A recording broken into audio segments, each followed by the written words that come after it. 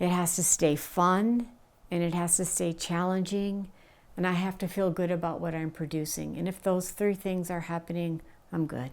I'm okay.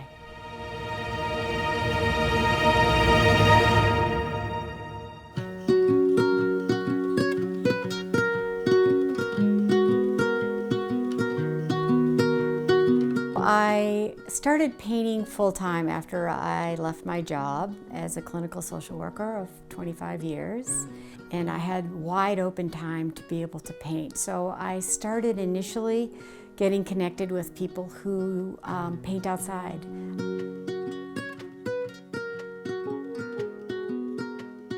Plein air painters have a little different approach than studio painters, but they're very free with their comments. It's not unusual for everybody to look at each other's work as you paint along and give somebody some maybe unsolicited feedback, but in a kind way and a way that everybody's work ends out to be their best for that particular moment in time. When I paint outside, I am aware of the small little piece of the world that I'm going to try to represent in my own way, and so I have to block out everything else and edit. You don't need every leaf, you don't need every branch, and the sun is changing and the bugs are coming and the wind is blowing, so you're very time focused. And then coming into the studio, it was hard to recreate that experience of being outside because I'd throw in a load of laundry, or I'd turn on NPR, or I'd answer the phone.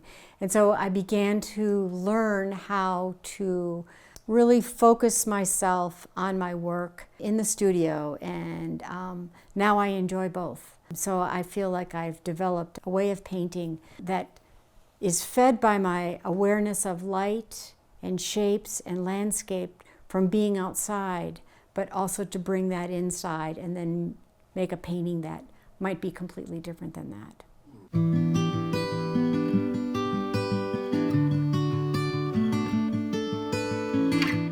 Somebody challenged me once and said they didn't feel like people painting with a dry medium, which pastel is a dry medium, could paint water.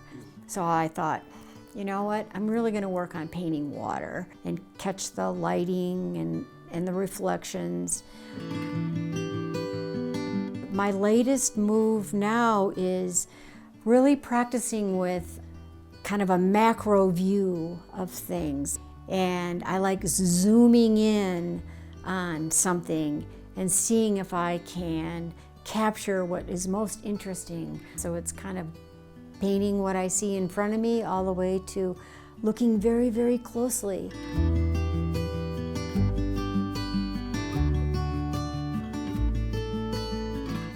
I get too sucked into all the color options, and my palette, the number of pastels that I'm using, gets too broad. So it's best for me just to keep the ones that I'm using right here in front of me and not keep going back to the trough and getting more, but really trying to make what I've got here work.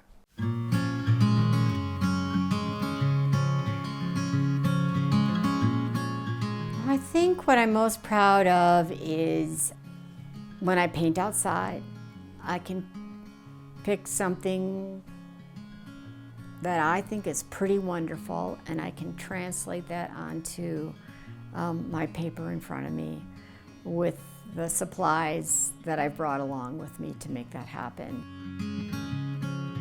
I have a little different viewpoint of the landscape, and this idea of zooming in on the landscape instead of stepping way back has been a really fun thing for me to explore.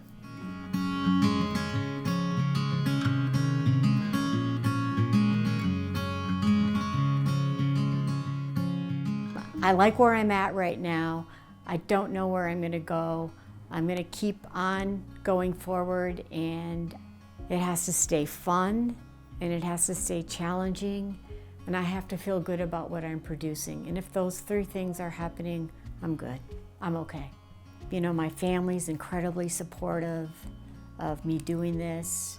I feel like having art be a big part of who I am and what I do is a nice balance with all the other stuff that's happening in life. The art really brings me challenge and feeds me in a way that I'm just so grateful that I have this opportunity and this chance to do.